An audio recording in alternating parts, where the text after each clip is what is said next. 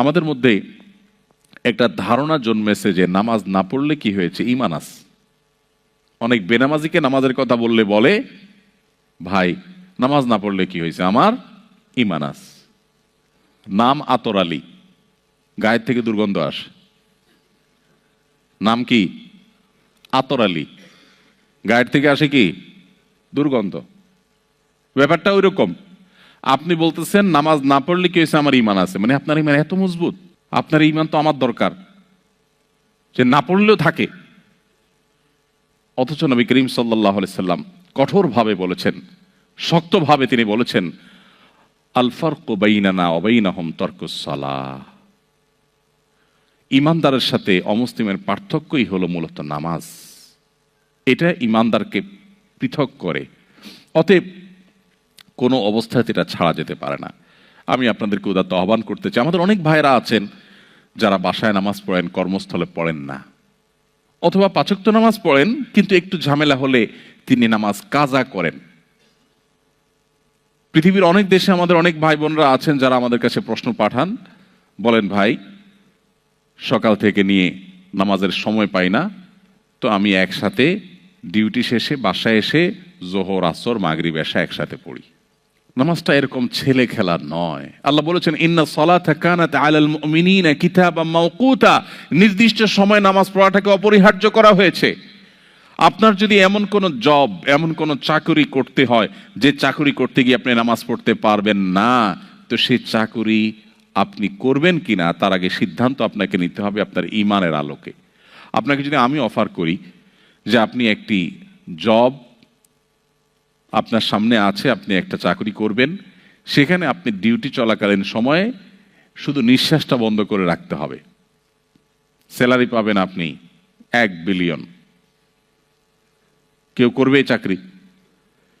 কারণ স্যালারি তো পরের কথা, প্রথম দিনের কয়েক সেকেন্ডের পরেই তো আমি মারা যাব। তো 1 বিলিয়ন যদি আমি পাইও, এটা দিয়ে আমি কি করব? ঈমানদারের কাছে নামাজটা সেরকম। আমার নামাজ যদি পড়াই না যায়, আমার ঈমানে যদি না থাকে, তো আমি এই চাকরি দিয়ে কি করব? নামাজের যে শক্তির জায়গাটা, এটা আমরা অনেকেই অনুভব করি না। আমরা মনে করি নামাজটা জাস্ট আল্লাহ অর্ডার করেছেন তাই আমাকে পালন করতে হয়। নামাজের যে একটা স্পিরিচুয়াল, আধ্যাত্মিক বিশাল বড় পাওয়ারের জায়গা আছে, এটা আমরা অনেকে অনুভব করি না। এই জন্য ঈমানের পর ইসলামের সবচেয়ে বড়, সবচেয়ে গুরুত্বপূর্ণ বিধানের নাম হলো 5 ওয়াক্ত নামাজ। ঈমানের পর 5 ওয়াক্ত নামাজের চাইতে গুরুত্বপূর্ণ বা ইম্পর্টেন্ট কোনো বিধান ইসলামে আর নেই।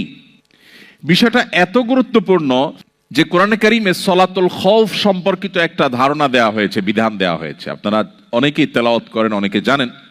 যদি কেউ সম্মুখ সমরে লিপ্ত থাকে, মুখোমুখি যুদ্ধ যেটাকে বলে, আগের যুগে যেটা হতো, সেই মুখোমুখি যুদ্ধে যদি কেউ রত থাকে, এমত অবস্থায় তার নামাজ পড়ার যখন সময় হবে তখন তিনি কিভাবে নামাজ পড়বেন? যোদ্ধাদের, সৈনিকদের একটা দল তারা শত্রুপক্ষের সঙ্গে লড়াই করবে, আত্মরক্ষা করবে। আরেকটা দল একজন ইমামের অধীনে 1 রাকাত নামাজ পড়বে। 1 রাকাত নামাজ পড়ে শেষ করার পর তারা চলে যাবে। অথচ 1 রাকাত নামাজ পড়ে তো নামাজ শেষ হয় না 2 রাকাতের নিচে।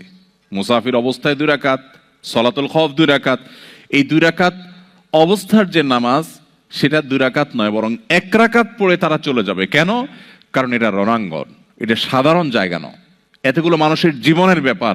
সো তারা যে আবার রণাঙ্গনে যুদ্ধে লিপ্ত হবে, এতক্ষণ যারা যুদ্ধে নিজেদের নিরাপত্তার চাদরে ঢাকার জন্য লড়ছিল, তারা আবার এসে ওই ইমাম যিনি আছেন তিনি ইমামতি করবেন, তার পেছনে ইমামের 2য় রাকাতে তারা এসে জয়েন করবেন। তার মানে তাদের 1ম রাকাত হবে। এরপর এরা আবার 1 রাকাত পড়ে আবার চলে যাবে। প্রথম যে গ্রুপটা 1 রাকাত পড়েছিল তারা আবার ব্যাক করে 2য় রাকাত পড়বে। এর মধ্যে ইমামের নামাজ শেষ হয়ে যাবে, তারা নিজেরা একা একা 2য় রাকাত শেষ করবে। এরপরে তারা আবার যাওয়ার পরে 2য় গ্রুপ এসে তাদের 2য় রাকাত আদায় করবে। আপনি একটিবার ভাবুন, আল্লাহ রাব্বুল আলামিন তো এই বিধানটা দিতে পারতেন যে যেহেতু জীবন রক্ষার প্রশ্ন, সো লড়াই করো, এখন নামাজ দরকার নাই, জীবন বাঁচলে তখন পড়িও। ইসলামের নামাজের ইম্পর্টেন্সই কোন লেভেলে হলে যে এই রকম পরিস্থিতি পর্যন্ত আপনাকে রাকাত ভাগ করে নামাজ পড়ার বিধানও দেয়া হয়েছে, এই বিধান ছিল। এটা নামাজের গুরুত্ব আমাদেরকে বুঝতে সাহায্য করে। আমরা অনেকেই হয়তো জেনে থাকব আমাদের প্রিয় নবী সাল্লাল্লাহু আলাইহি ওয়াসাল্লাম তার জীবনের সবচাইতে গুরুত্বপূর্ণ কাজ ছিল নামাজ। কানা ইজা হাজাবাহু আমরুন ফাজা ইলা সালাহ। নবীজি যখনই কোনো কঠিন পরিস্থিতির মধ্যে পড়তেন নামাজের দিকে ধাবিত হতেন। যখনই মনটা খারাপ থাকতো, পেরেশান হতেন, বেলাল রাদিয়াল্লাহু তাআলাকে বলতেন, আরিহনা বিহা ইয়া বেলাল, ও বেলাল একটু আজান হাঁকো, একটু আজান হাঁকো, আজান হেঁকে নামাজের আয়োজন করো, আমাকে শান্ত করো, আমাকে একটু প্রশান্তি দাও। নামাজে কি তৃপ্তি ছিল। মা আয়েশা রাদিয়াল্লাহু তাআলা বলছেন, নবীজি যখন রাতে নামাজে দাঁড়াতেন, তাহাজ্জুদে দাঁড়াতেন, লা তাসআল আন হুসনিহিন্না ওয়া তুলিহিন্না, নবীজির সে নামাজের সৌন্দর্য, তার সে নামাজের কোয়ালিটি আর বলো না। তিনি যখন দাঁড়িয়ে কেরাত পড়তেন মনে হতো তিনি বোধহয় আর রুকুতে যাবেন না।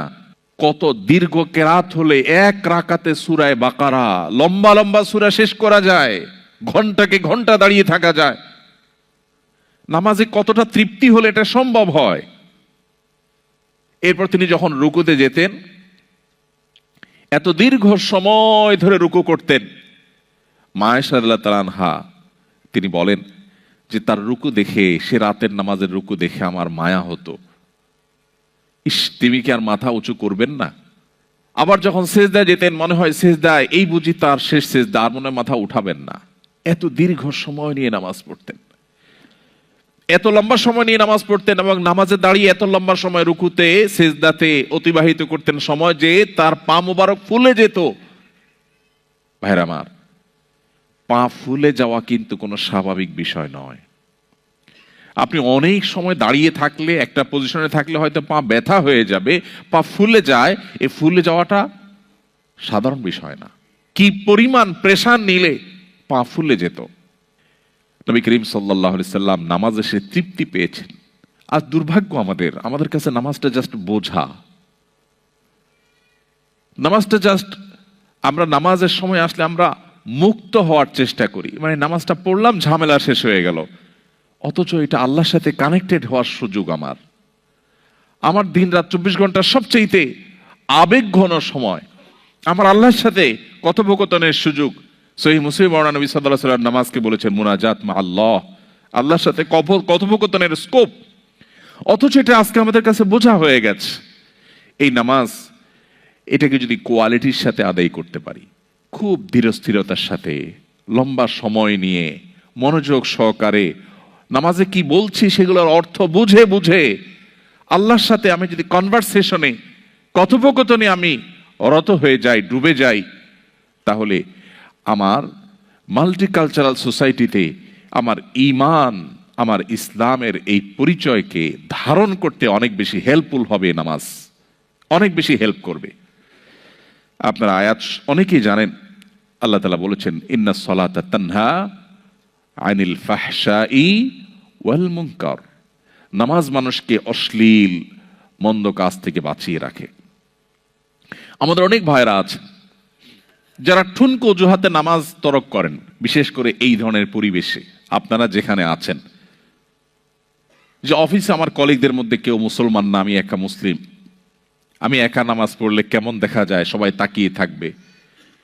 অথবা আমি বাহিরে আছি, তো সেখানে নামাজ পড়তে গেলে কেমন দেখা যাবে, এখানে কোনো মসজিদ পাচ্ছি না আশেপাশে, এদিকে ওয়াক্ত শেষ হয়ে যাচ্ছে, তাহলে আমি নামাজ না পড়লে, নামাজ পড়তে গেলে সবাই আমার দিকে তাকিয়ে থাকবে, বা আমি একটু বিব্রতকর পরিস্থিতি পড়বো। এরকম ঠুনকো অজুহাতে আমরা অনেকে নামাজ ছেড়ে দেই। এটা হলো আমাদের ঈমানের দুর্বলতার কারণে। আমার ঈমানের দুর্বলতার কারণে একজন ঈমানদার তার জীবনে কোনো অবস্থাতে তিনি নামাজ ত্যাগ করতে পারেন না। ইসলামে অনেক বিষয়ের ত্যাগ, এটার বিকল্প আছে, কিন্তু নামাজ ত্যাগের বিকল্প নেই। এই জন্য কোনো মুসলিম নামাজ ত্যাগ করতে পারেন না। মুহাম্মদ সাল্লাল্লাহু আলাইহি সাল্লামের সময় মুনাফিক যারা ছিল তারাও নামাজ পড়তো, যারা ভিতরে ভিতরে অমুসলিমদের চর ছিল তারা নামাজের সময় মসজিদে উপস্থিত হতো। এই জন্য এই পরিবেশে যদি আপনি 5 ওয়াক্ত নামাজকে সর্বোচ্চ গুরুত্বের সাথে আদায় করেন, আপনি যদি একাকী কোথাও কোনো অফিসে থাকেন একাকী নামাজ পড়বেন, আপনি অন্তত ফরজটুকু হলো আপনাকে পড়তেই হবে। আপনার লাঞ্চের ব্রেকের সময় আপনি ওয়াশরুমে যাওয়ার যে সময়টা পাবেন সেই সময়টা থেকে সেভ করে আপনাকে নামাজ পড়তে হবে, যে কোনো মূল্যে পড়তে হবে। তো যদি কেউ নামাজের ব্যাপারে এই নো কম্প্রোমাইজের জায়গায় যেতে পারে, আশা করা যায় তার ঈমানকে আল্লাহ তাআলা সেভ করবেন। কারণ অন্যায় অশ্লীলতা থেকে সে বাঁচতে পারবে, এই নামাজ তাকে প্রতিহত করবে তার সমস্ত বাধাগুলোকে। এই জন্য নামাজের ব্যাপারে আমাদের সর্বোচ্চ গুরুত্ব আরোপ করতে হবে। আমাদের বোনরা অনেক সময় দেখা যায় এমন কোনো পরিবেশে যান যে পুরুষরা যেখানে সেখানে ঘাসের উপর দাঁড়িয়ে গেল, বোনরা দাঁড়াতে পারেন না, কিন্তু তাদেরকেও দাঁড়াতে হবে। সবাই তাকিয়ে থাকবে, থাকুক না। হ্যাঁ, আমি বলছি না আপনাকে মানুষের চলাচলের রাস্তায় আপনাকে দাঁড়িয়ে যেতে, আমি বলছি না আপনাকে এমন কোনো জায়গায় দাঁড়িয়ে যেতে যে মুসলমানদের সম্পর্কে এখানকার অন্য ধর্মাবলম্বীরা বাজে ভুল ধারণা নেয়, আমি সেটা বলছি না। নিশ্চয়ই আপনি 2 রাকাত নামাজ পড়ার মতো জায়গা আপনি বের করে নিতে পারবেন, সেটা আপনাকে করতেই হবে। অতএব এই জায়গাটাতে আমাদের কোনো কম্প্রোমাইজ করা চলবে না।